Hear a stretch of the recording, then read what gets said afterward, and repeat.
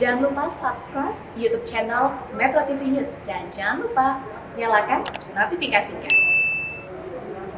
Pemirsa, kepolisian akhirnya menetapkan Helvenya bersama kekasihnya Salim Nauderer dan manajernya Maulida Hairunia sebagai tersangka atas kasus pelanggaran Undang-Undang Kekarantinaan. Menariknya, dari hasil gelar perkara terdapat satu tersangka lain, yaitu protokoler bandara berinisial OP. Senin pekan depan keempatnya akan menjalani pemeriksaan sebagai tersangka.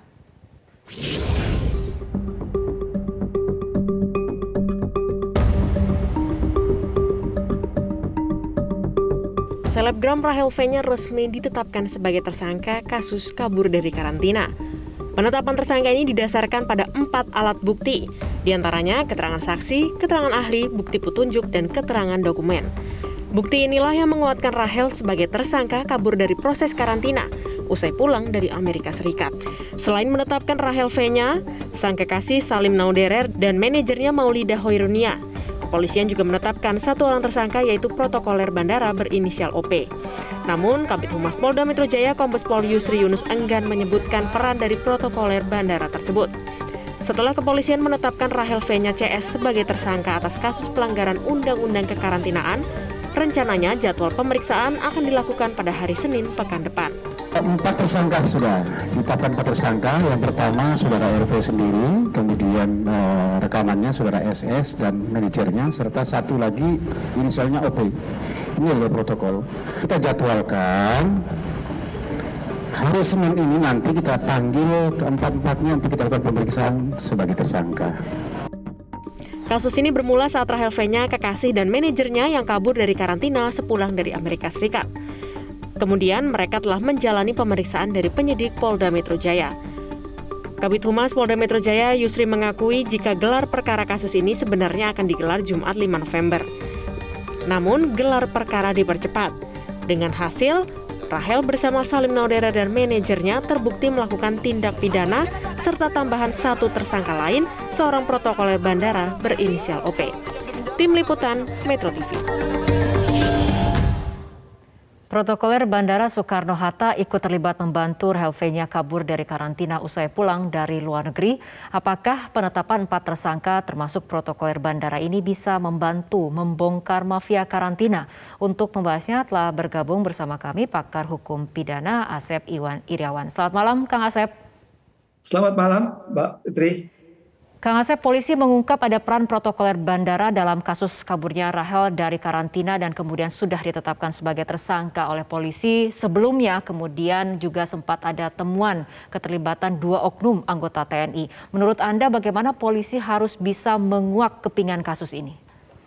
Ya, yang pertama yang disebut tersangka itu karena perbuatannya, karena keadaannya, berdasarkan bukti permulaan yang cukup diduga melakukan pidana. Satu itu.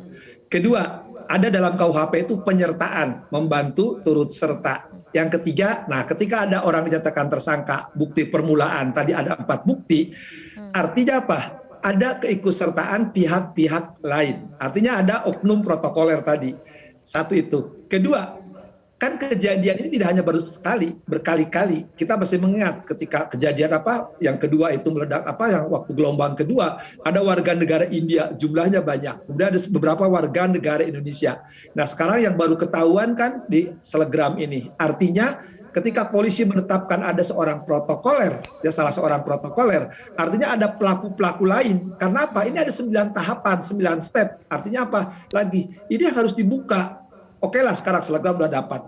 Ya, sekarang mafia-mafia yang ada di bandara sehingga orang bisa keluar, ini harus dibongkar lebih lanjut. Jadi tidak berhenti pada Selebgram itu saja. Atau kejadian-kejadian sebelumnya jangan-jangan melibatkan orang lebih dari satu. Ya, karena di bandara ini kan ada keterlibatan institusi-institusi lain yang mungkin dilakukan oleh oknum-oknum. Baik, Kang Asep, artinya menurut Anda, apakah tersangka yang terlibat dalam mafia karantina ini bisa dijerat dengan pasal ataupun undang-undang lain selain hanya kemudian undang-undang karantina kesehatan? Ya, saya setuju. Pertama, memang undang-undang kekarantinaan kesehatan. Kedua, undang-undang penyakit wabah menular. Yang lebih penting, kalau ini menyangkut oknum aparatur, ya protokoler, karena dia adalah pegawai negeri, ya pasal suap harus dikenakan. Jangan-jangan dia terima sesuatu, kan nggak mungkin. makan siang gratis. Dengan mudah saja dikeluarkan orang tersebut. Itu tidak sekali, berkali-kali. Artinya harus dibuka. Jangan-jangan terima sesuatu sehingga pasal suap harus dikenakan. Tapi kita lihat atau dari catatan Kang Asep sendiri, apakah pasal berlapis ini sudah digunakan bagi tersangka yang terbukti melanggar undang-undang kekarantinaan, Kang Asep? Selama ini? Selama ini yang kena hanya baru beberapa orang, itu kan hanya ke undang-undang kekarantinaan yang dikenakan, sehingga hukumannya pada ringan-ringan kan. Kita mengenal beberapa kasus ya, misalkan di Tegal, di Jakarta, dan beberapa daerah lain. Artinya, nah ini kebetulan terjadi di ibu kota sebagai barometer, kemudian juga public figure, kemudian juga kejadiannya menarik perhatian, kemudian yang lebih penting lagi ini adalah seorang tokoh selegram yang diikuti oleh para pengikutnya. Jangan sampai diulang kalau penegakan hukumnya tidak jadi.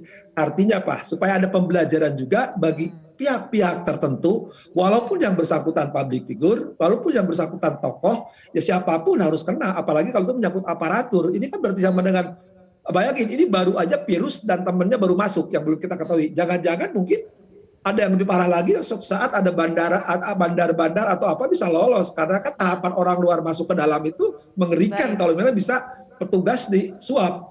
Oke, Kang Asep, dari pandangan Anda, jika hanya kemudian ini diterapkan undang-undang karantina kesehatan saja, bagaimana Anda menilai antara ancaman hukuman dengan dampak dari tindakan yang dilakukan oleh para pelaku ataupun yang terlibat dalam mafia karantina? Dalam Undang-Undang Dasar 45 pasal 24D ya, kepastian hukum yang berkeadilan. Artinya hukumnya udah ada tadi ya, sebutnya beberapa pasal berlapis. Harus ada keadilan bagi masyarakat lainnya. Ketika ada sebagian masyarakat cemas, takut, stres ya, tetap melaksanakan prokes, melaksanakan di karantina, diisolasi. Sementara ada tokoh-tokoh, ada penyelenggara negara yang dengan mempertontonkan ya kesalahannya itu di depan publik, karena dilihat oleh publik kan. Fakta selegram ini tidak hanya berhenti di situ, dia masih jalan-jalan ke satu pulau tempat rekreasi. Itu kan bagaimana tidak jadi percontohan kalau ini tidak ditegakkan, tidak ada kepastian, tidak keadilan. Artinya ada efek jerat, ada pembelajaran bagi siapapun warga negara, bagi siapapun penyelenggara negara.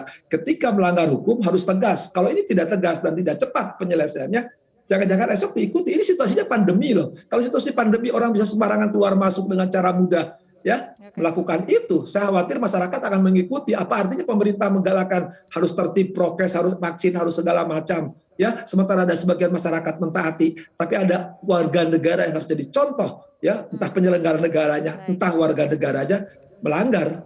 Baik, kita harapkan ada penegakan hukum yang tegas dan kemudian bisa mengusut tuntas mafia karantina ini agar kemudian bisa memberikan efek jerat terutama. Baik, terima kasih Kang Asep Iwan Irawan, terima kasih telah bergabung bersama kami malam hari ini.